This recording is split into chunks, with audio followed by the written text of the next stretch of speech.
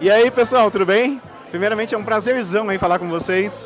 Eu estou aqui em Boulder, Colorado, nos Estados Unidos, e agora eu vou ter uma entrevista super especial aqui com o CEO da Flatirons Development, que é a empresa que eu trabalho como desenvolvedor de software sênior. E, bom, eu vou fazer algumas perguntas aqui pro meu boss, de forma com que ajude você que quer conseguir ganhar em dólar algum dia na sua vida, né, que você almeja internacionalizar a sua carreira. E vamos ver aí o que o Michael tem a nos dizer. Eu acho que ele é uma pessoa excelente para responder esse tipo de pergunta, justamente porque ele busca por pessoas na América Latina, né, principalmente no Brasil. Ele adora contratar engenheiros brasileiros. E vamos começar aí com as perguntas. Ele, obviamente, não entende português, então eu vou fazer as perguntas em inglês. Hey, Mike. Hello. I don't speak Portuguese. I have no idea what he just said. I said good things about you, right? Okay.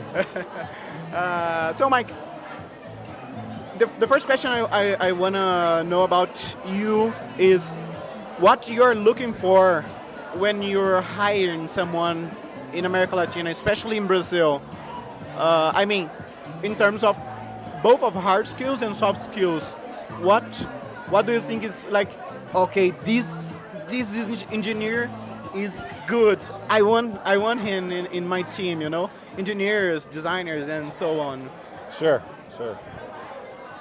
Well, at Flatirons, our engineers interface directly with U.S. clients, so English is important to us. So that's sort of a prerequisite.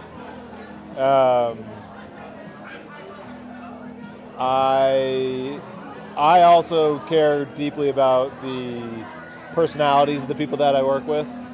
I certainly didn't hire Apollo for his engineering skills. I hired him for his personality. No, I'm just kidding. So I do care a lot about that, and culture fit at Flatirons is really important. We have a really great team.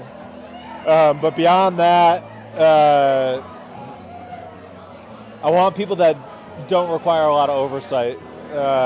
They show up, they do their job, they get it done, and they do it like a professional. I don't have to worry about whether or not they're working, whether or not they're going to hit their deadlines. They go the extra mile if they need to. So yeah, that's really it. And is this related to why companies in general, I'm not saying only Flatirons, but prefers to hire senior developers over junior developers? Do you have plans to hire more juniors engineers? And we have plans to hire more mid-level engineers. Flatirons has a lot of seniors. Seniors, there's two reasons for that. One is, yes, seniors require less oversight, which reduces our overhead as a business. The other is that our brand reputation matters a lot at Flatirons. When we do work for clients, the end result matters a lot. Code quality, the quality of the product that we build. And it's a lot easier to maintain that when we have people that know what they're doing. There are obviously other ways to do that, staffing mid-level engineers with seniors, but that is why we tend to look towards the higher end of the spectrum. Gotcha. And can you explain better the cultural thing? I mean, we have like the cultural fit, but what is expected from the person in terms of behavior and personality that you are looking for? Exactly. In terms of cultural fit, I mean, I like to joke around. I like to mess around a lot. So I like people that I can have fun with. I think everyone wants to have fun and not always have work be just work. Mike? We spend a lot of time together, so it's important to have fun together. So there's that. But that being said, turn your camera on. Like, don't show up to meetings with your camera off. Show up, be present, be on Slack. If I send you a Google Meet link, jump on it. You need to be present. You need to be online, and you need to be working, and you need to be a professional. Answer it quickly, right? Yeah. Mike is like Mike from the office, isn't he, Gabriel? Gabriel is with us, and Gabriel is also an example of a really good engineer that doesn't have like a perfect English, at least in the beginning, right? Nowadays, his English is way better than when he joined Flatirons. So, what is the minimum level of acceptable English, or do you look like for some positions?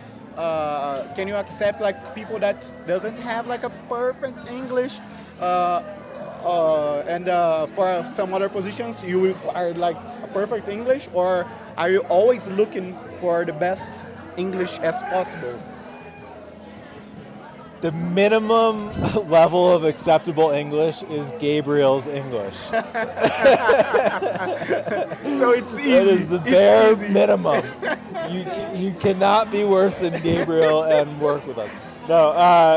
You can speak. I mean, like, it's a baby's English, so it's really easy. Anyone can, like, be hired by Michael if it's because of my English.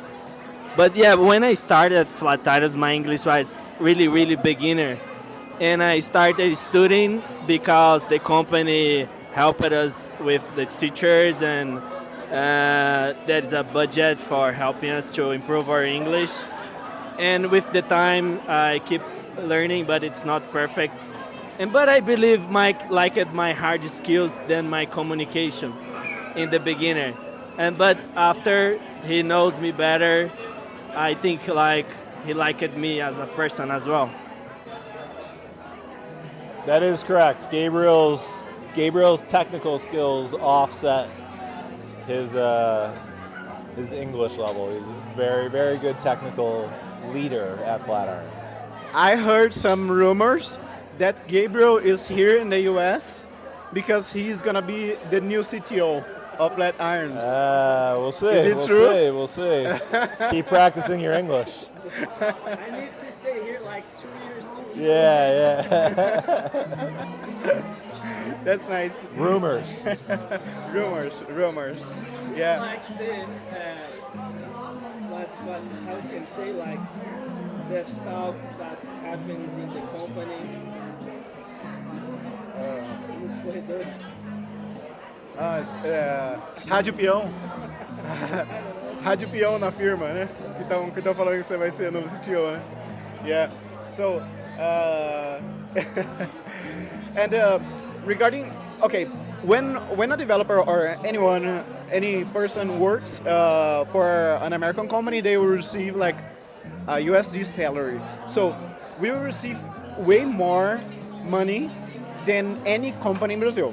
Okay, so because of the high salary, will the expectations of the deliverables will really extremely high, or just because you know that the salary will be, or the balance of the life and work balance will be okay? I think we have a force people to be really hard to work. No, I think Flatirons is a pretty good work-life balance. I'm a dad. I like to spend time with my family. I'm also a workaholic, but I appreciate work-life balance. As far as like, I am certainly not thinking about the fact that you guys are earning more than other people in Brazil. I don't think about that. In terms of end product, it's going to be damn good. Like, that's just a requirement for. You can't work at Flatirons and keep a job at Flatirons and produce mediocre results. That's just how it works. That doesn't matter how much you're getting paid or where you're located. Like, that's just how we do business. So, in terms of like the cultural salary differences, though, that's not something that's going through my mind. Gotcha. And we know that American engineers do like lots of money, right? Like 200K a year. And we know that the Latin America salaries working like remotely for companies in the US are lower than American salaries, obviously. Yes. And what do you think would be an advice for people that want to one day achieve an American salary? Do you think it's possible to have like a remote job that pays like an American salary, or do you think it's necessary to have like a green card and to be like a real American with the documentation in order to have those salaries? For someone in Brazil, realistically, there's two ways to have that type of salary. One is to start your own business. Then you can control your profit margins and your revenues, remove, and then the other is to move to the U.S. Like even within the U.S., if you live in San Francisco as an engineer, you make a lot more money than if you live in the middle of the country. Salaries are always adjusted for location. And, the problem as a software consultancy is ultimately we can't charge the same rates as we can for people that are located in Latin America as we can for people that are located in the U.S. So. Gotcha. Oh yeah, and also you have like high cost of life here. Yes, extremely in the high US. cost of living. Yeah, extremely. But I always say to my mentorings that they should generate value to the company.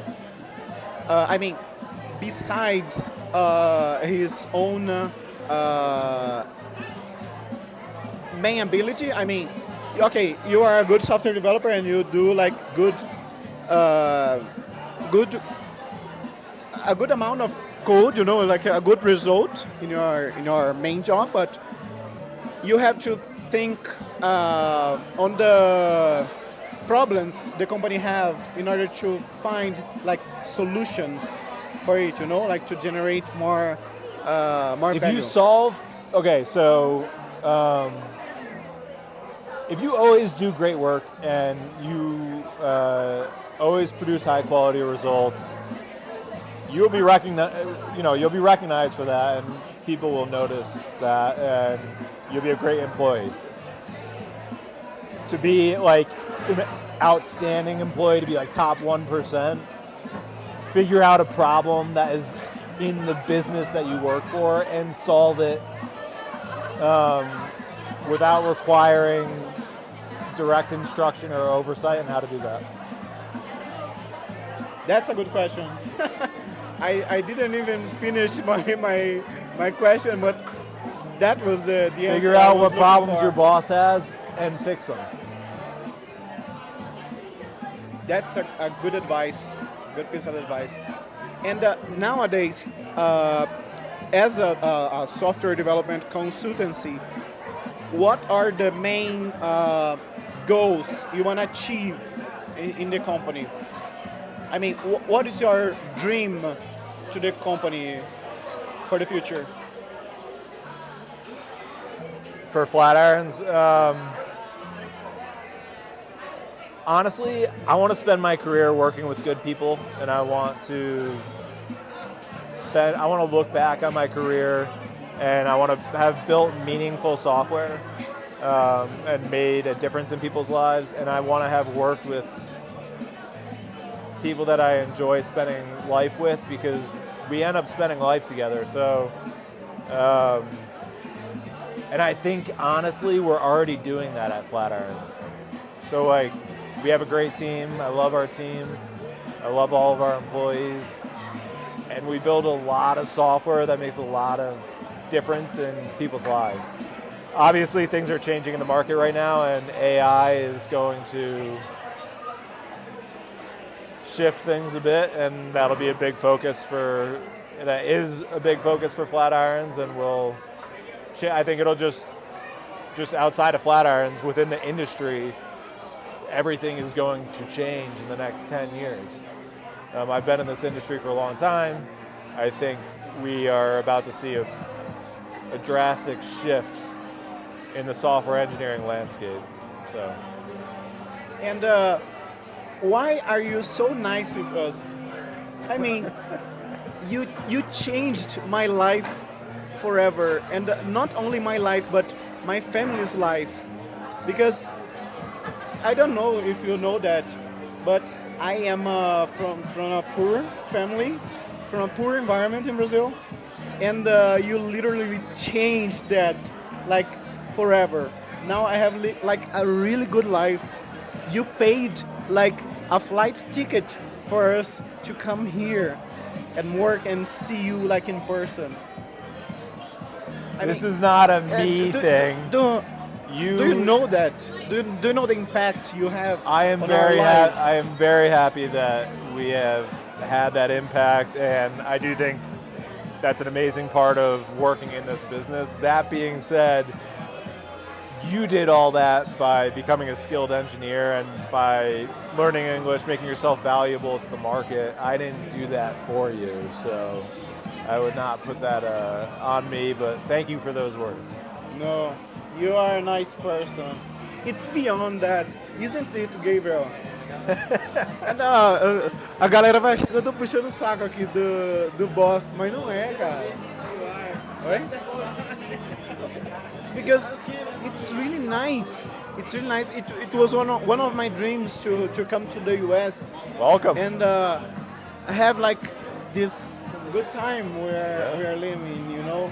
And I'm trying to show that to people, you know, that this is an opportunity for their lives to change by internationalizing their careers, you know.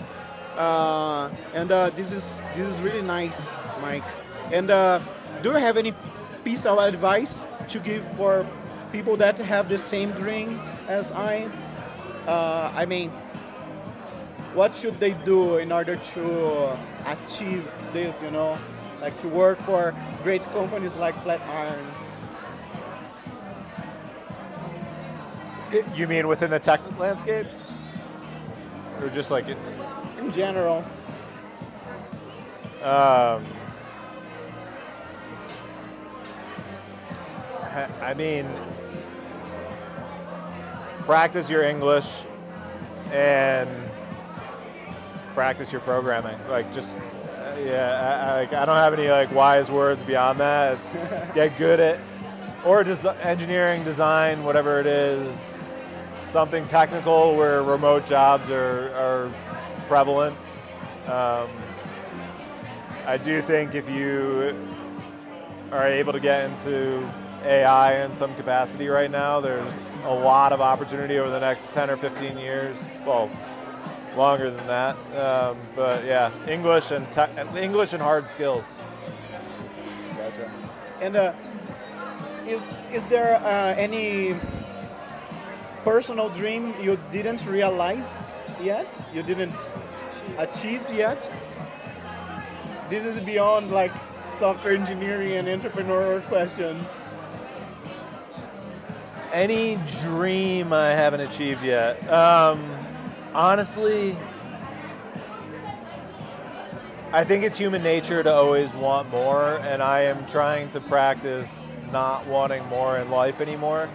I have a beautiful son, I have a beautiful wife, I have a great company.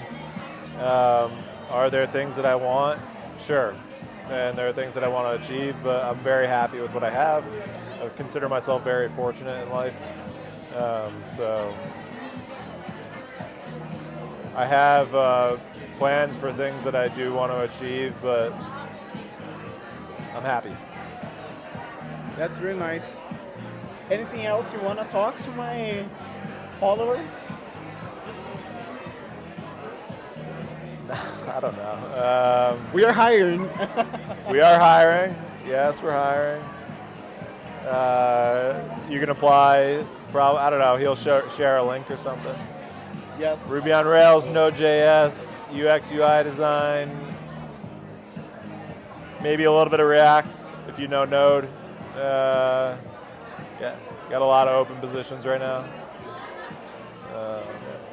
That's really nice. Thank you, Mike. Thank you. That was really good talk with people. Thank you for your time. Falou, pessoal. Esse foi Michael Frederick. Sigam ele aí nas redes sociais, sigam a Flatirons Development também e sigam o Job na Gringa. Abraço, pessoal. Até mais.